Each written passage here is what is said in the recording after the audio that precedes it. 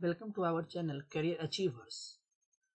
आज हम लोग यहाँ पर इस वीडियो में चर्चा करने वाले हैं मैनेजमेंट के बारे में कि मैनेजमेंट है क्या। क्योंकि आज से हम ये मैनेजमेंट का जो हमारा जो सब्जेक्ट है वो शुरू करेंगे और उसमें देखेंगे बारी बारी से जितने भी मैनेजमेंट के टॉपिक्स है, चाहे वो पॉलिटेक्निक के लिए हो, चाहे वो मैनेजमेंट या चाहे वो बीटेक में हो, तो उसके बारे में विस्तृत रूप से सभी चैप्टर और सभी टॉपिक के बारे में डिस्कस करेंगे।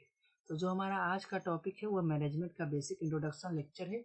इसमें हम आपको मैनेजमेंट के बारे में बताएंगे और बिजनेस के बारे में और टाइप्स ऑफ बिजनेस के बारे में बताएंगे। तो फर्स्ट ऑफ ऑल हम मैनेजमेंट का जब सब्जेक्ट शुरू किया है तो हमको पहले मैनेजमेंट का डिफिनेशन जानना बहुत आवश्यक है कि मैनेजमेंट है क्या।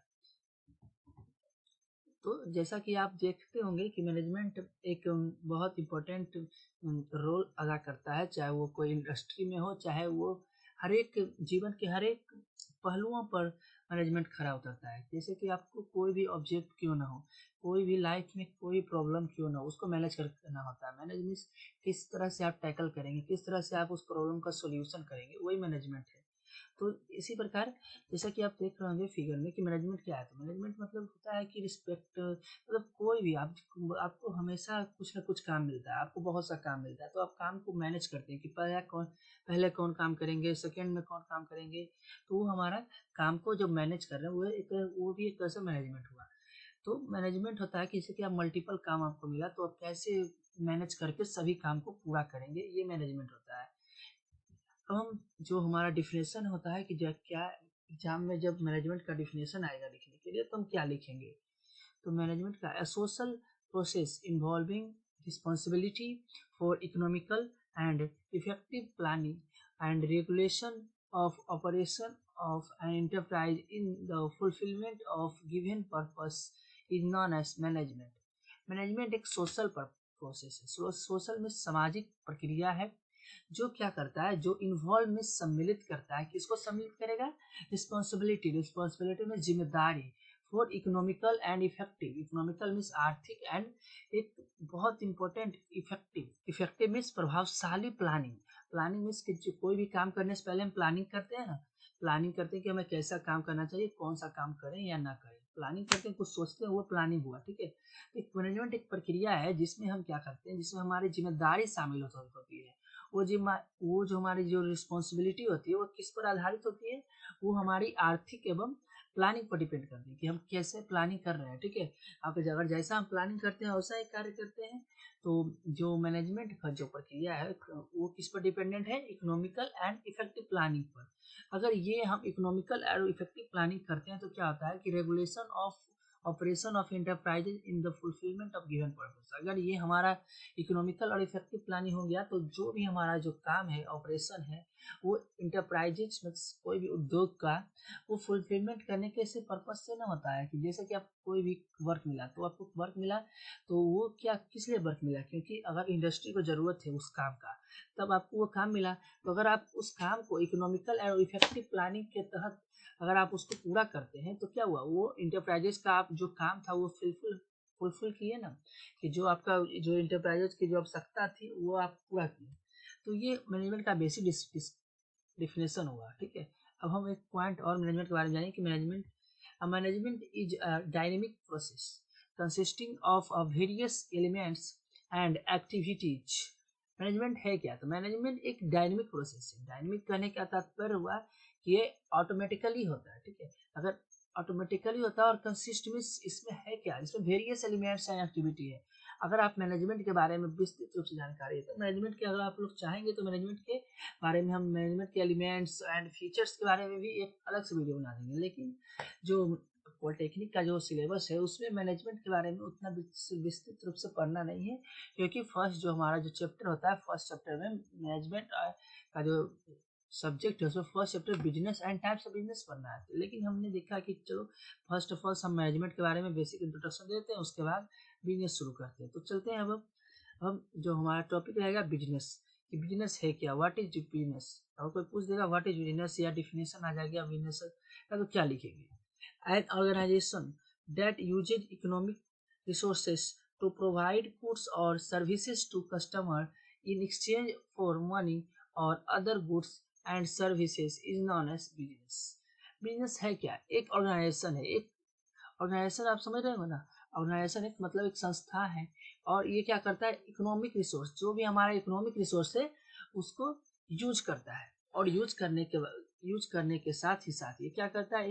Usage economic resources to provide, ये इकोनॉमिक रिसोर्सेज यूज करके क्या करता है कि जो भी हम गुड्स में सामान या हमको सर्विस प्रोवाइड करता है, किसको? हमको मतलब कि कस्टमर को, ठीक है।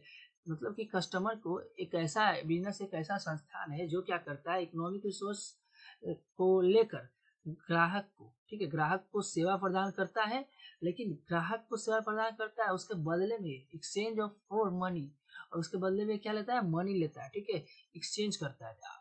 क्या करता है? एक्सचेंज। मतलब कि बिजनेस क्या होता है? बिजनेस में होता है क्या कि ग्राहक को सेवा प्रदान किया जाता है, किसके बदले में? मनी के बदले में, ठीक है। ग्राहक को सेवा प्रदान किया जाता है, इसको किसके बदले में? मनी के बदले में। उसको क्या कहेंगे? बिजनेस कहेंगे। जैसे कि देख रहे होंगे कि बिजनेस में यही होता है कि बिजनेस में अगर आपको कुछ लेना है तो क्या होता है? आप पैसा लेके जाते हैं, अगर आप मार्केट में मनी लेके गए तो आपको कोई प्रोडक्ट मिल जाता है जो आप बांट करते हैं, जो आपकी इच्छा है, जो आपकी विश है, ठीक है। तो इसमें क्या होता है कि वो भी कहीं ना कहीं इकोनॉमिक रिसोर्सेज से यूज करके नहीं, कस्टमर आप है, और कस्टमर को एक्सचेंज किया गया है, किसके बदले? मनी के बदले में आपको एज रिक्वायर्ड जो वस्तु की आवश्यकता है वो आपको प्रोवाइड की गई है।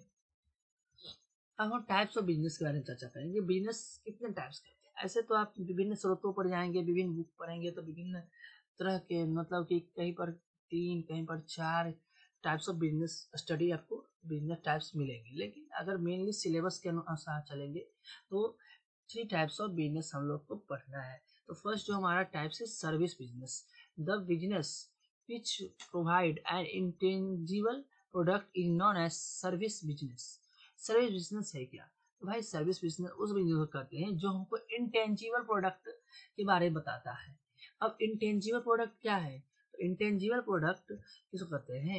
Intangible product, the product with no physical form is known as intangible product.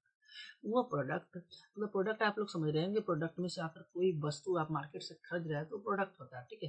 तो प्रोडक्ट जिसका कोई फिजिकल फॉर्म नहीं है, फिजिकल फॉर्म में कोई भौतिक अवस्था नहीं है, कोई फिजिकली ना उसको हम टच कर सकते हैं, ठीक है। तो उसको हम क्या बोलते हैं? फिजिकल। जिसका कोई फिजिकली फॉर्म एग्जिस्ट नहीं कर रहा है उसको हम क्या बोलते हैं? Intangible product. उस प्रोडक्ट जिसका कोई फिजिकल फॉर्म नहीं एग्जिस्ट कर रहा है उसको हम बोलते हैं इंटेंजिबल प्रोडक्ट, ठीक है। Service type firms offer professional skills, expertise, advice and other similar products.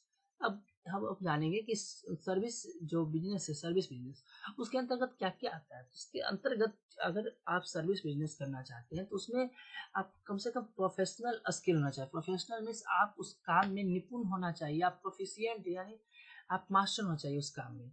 आपके पास स्किल होना चाहिए, एक्सपर्टीज होना चाहिए। एक्सपर्टीज से मास्टर, आप उस काम को प्रोफिशिएंट वे और एक्सपर्ट वे में कर सकते हो। एडवाइस, जैसे कि कोई किसी का सलाह ले सकते हैं। एंड अदर सिमिलर प्रोडक्ट, जैसे कि और कोई भी सिमिलर प्रोडक्ट बना सकते हैं। इसी तरह का कोई भी सिमिलर प्रोडक्ट कहने का तात्पर्य कि इसी प्रकार का कोई भी आपके आप में गुण होना चाहिए।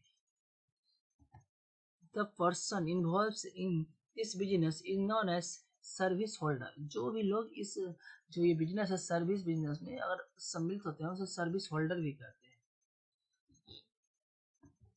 अब हम जानते हैं example of service business. Example of service business मतलब कि सर्विस बिजनेस के का कुछ उदाहरण हम दे लेते हैं कि कुछ एग्जाम्पल कौन कौन सा होगा। तो फर्स्ट आप देख रहे हैं सैलून। तो सैलून में क्या होता है? सैलून में क्या होता है? सैलून क्या करता है कि हम लोग को सर्विस प्रोवाइड कराता है। सर्विस प्रोवाइड कराता है ना, इसके बदले में सर्विस प्रोवाइड कराता है, हम मनी देते हैं और हमको ये सर्विस प्रोवाइड कराता है। ये किसका है? ये मतलब एक, अब सैलून में जो लोग वर्क कर रहे होंगे, जो पीपल वर्किंग कर रहे होंगे, उनके पास एक स्किल है और वो काम में प्रोफेशनल है, मतलब एक्सपर्ट है, ठीक है, तब ना वो काम कर रहे हैं। कोई भी व्यक्ति आपको सैलून में काम करेगा नहीं करेगा, जो प्रोफिशिएंट और स्किल उसके पास होगा वही काम करेगा। यानी हम लोग को सर्विस प्रोवाइड करा रहा है ना, सैलून भी एक तरह से सर्विस प्रोवाइड कर रहा है आपको, ठीक है। अब जो हमारा नेक्स्ट है जो आप देख रहे हैं शॉप है, ठीक है।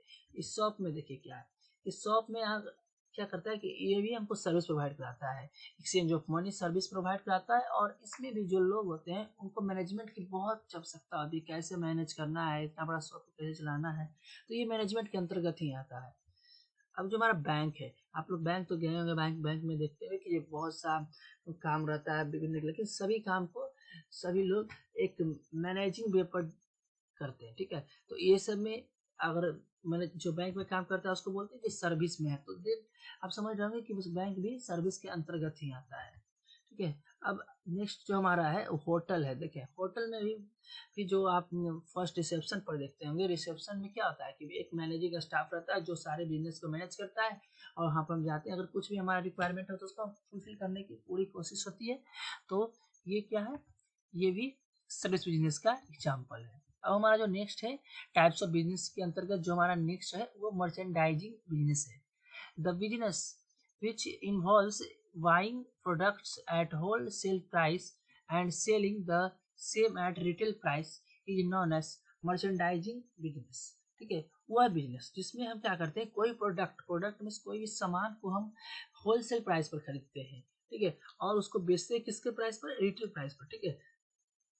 लोग समझ रहे हैं कि अगर कोई भी प्रोडक्ट को आप होलसेल प्राइस पर खरीदते हैं, तो होलसेल प्राइस खरीदने का मतलब हुआ कि अगर आप उसको कहीं पर होलसेलर के थ्रू खरीदते हैं तो वो होलसेल प्राइस में आपको मिलेगा, और उसको क्या करते हैं कोई रिटेलर मतलब छोटा मोटा अगर दुकानदार को आप बेचते हैं तो वो रिटेल प्राइस पर बिका, तो उस टाइप ऑफ बिजनेस को क्या बोलते हैं, मर्चेंडाइजिंग बिजनेस बोलते हैं, ठीक है। It is also known as buying and selling business और ट्रेड बिजनेस। ये जो मर्चेंडाइजिंग बिजनेस है इसको हम बाई एंड सेल बिजनेस भी कहते हैं। क्यों कहते हैं, क्योंकि इसमें आप डिफिनेशन देख रहे होंगे कि इसका इसमें प्रमुख काम क्या है कि प्रोडक्ट को बाई करना किसके थ्रू, होलसेल के थ्रू, और रिटेलर के थ्रू सेल करना, यानी सब मुख्यतः दो ही काम होता है, प्रोडक्ट को buy and selling. Then it is known as buy and sell business, ठीक है। और जो ट्रेड बिजनेस इसलिए कहते हैं क्योंकि इसमें ट्रेडिंग का काम हो रहा है, जब व्यापार का काम हो रहा है, देसी ट्रेड का, क्योंकि एक व्यक्ति से लेते हैं दूसरे व्यक्ति से को बेचते हैं, तो एक से व्यापार हो रहा है, ठीक है। तो इसको क्या बोलते हैं, इसलिए ट्रेड बिजनेस भी बोलते हैं, ठीक है। In this business the profit is made by selling the product at price higher than their purchase cost. अब इस बिजनेस में प्रॉफिट कैसे होता है, तो प्रॉफिट इसमें होता है कि जो हम प्रोडक्ट लिए हैं ना उसको ज़्यादा दाम में बेचेंगे, मतलब जो हम प्रोडक्ट बाय किए हैं, कहाँ से बाय किए हैं, होलसेलर से, उससे ज़्यादा दाम में, अधिक दाम में रिटेलर को प्रोवाइड करते हैं। तो इससे हम क्या होता है कि सेलर से मतलब जो प्रोडक्ट हम परचेज किए उससे हायर दाम में, हायर कॉस्ट में हम उसको सेल करते हैं, किसके पास सेल करते हैं, रिटेलर के पास सेल करते हैं। In this business product are sold without changing its form. अब ये जो बिजनेस होता है उसमें क्या होता है कि प्रोडक्ट को हम बेचते हैं, कैसे बेचते हैं, लेकिन बिना कोई उसके फॉर्म यानी अवस्था में, उसके अवस्था में बिना कोई परिवर्तन लाए हुए बेचते हैं, ठीक है। The person involves in this business is known as merchant, ठीक है। इस बिजनेस में जो भी लोग सम्मिलित होते हैं उसे हम क्या बोलते हैं, मर्चेंट भी बोलते हैं, ठीक है। अब एग्जाम्पल ऑफ ट्रेड बिजनेस, ठीक है। तो एग्जाम्पल ऑफ ट्रेड बिजनेस के अंतर्गत हुआ क्या कि डिस्ट्रीब्यूटर और रिसेलर के बारे में तो आप जानते ही होंगे कि डिस्ट्रीब्यूटर क्या करता है कि कोई भी मतलब हुआ होलसेलर से खरीद लेता है, ठीक है। होलसेलर से कोई प्रोडक्ट खरीद के और जो छोटा मोटा जो रिटेलर है उसके पास बेचता है कोई प्रोडक्ट, और उससे उसको बहुत फायदा होता है। जो सेकेंड आप पिक्चर देख रहे होंगे वो एक फ्रूट का दिख रहे होंगे, फ्रूट का एक स्टोर है, और इधर जो देख रहे होंगे उधर एक वेजिटेबल का स्टोर है। तो इसमें क्या होता है, इसको ग्रोसरी अगर कंबाइंड रूप में तो ग्रोसरी स्टोर है, ठीक है। तो ग्रोसरी स्टोर में क्या होता है कि कोई भी सपोज इसका एग्जांपल लेके हम ट्रेड बिजनेस समझते हैं, और ट्रेड बिजनेस में क्या होता है कि मतलब कोई भी कोई भी पीपुल गया और फार्मर से सब्जी या फल खरीद लिया, ठीक है। अब उसको क्या करेगा रिटेलर, वो एक तरह से होलसेलर के रूप में जितना मतलब खरीद लिया, ठीक है। सपोज वो 1 क्विंटल फल खरीद लिया, अब उसके बाद वो क्या करेगा कि वो जितना भी डिस्ट्रीब्यूटर है उसको अब वो सेल करेगा, तो कहीं ना कहीं उसको ज़्यादा ही फायदा होगा, क्योंकि अगर वो 2 रुपये खरीदा होगा तो कहीं ना कहीं वो 4 रुपये बेचेगा, 4 रुपये पर केजी बेचेगा। अगर वो 2 रुपये पर केजी खरीदा तो 4 रुपये पर केजी बेचेगा, तो मतलब कहीं ना कहीं वो अधिक फायदा उठाएगा। ग्रोसरी स्टोर या कोई भी अगर ये ट्रेड बिजनेस के अंतर्गत कोई भी अगर ये लेन देन का काम कर रहा है यानी बाई एंड सेलिंग का काम कर रहा है, तो उसमें उसका फायदा कैसे होगा आप ये समझ चुके होंगे। टाइप्स ऑफ बिजनेस के अंतर्गत जो हमारा जो नेक्स्ट या लास्ट बिजनेस है manufacturing business, the business which buys product with the intention of using them as a material in making a new product is known as manufacturing business.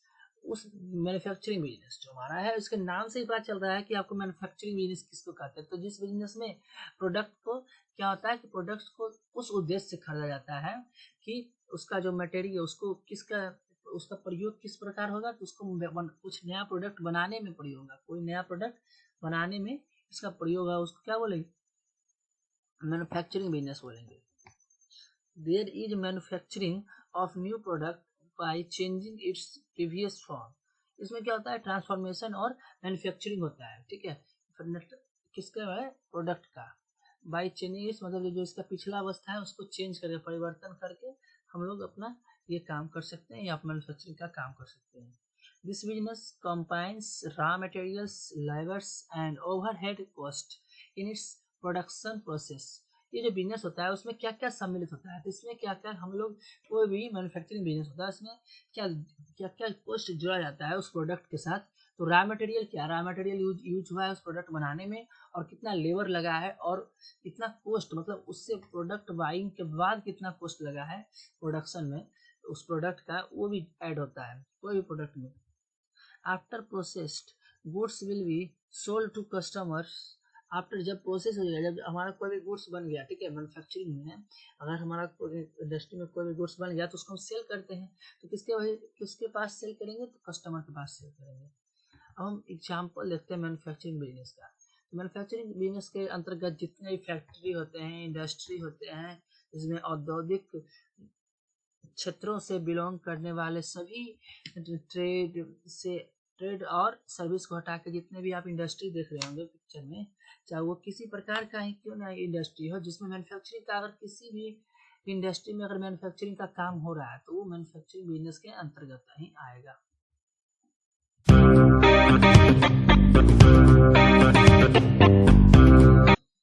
अगर video अच्छा लगे तो लाइक और subscribe share बहुत जरूर कीजिएगा। अगर कोई भी प्रॉब्लम हो तो कमेंट सेक्शन का इस्तेमाल जरूर कीजिए।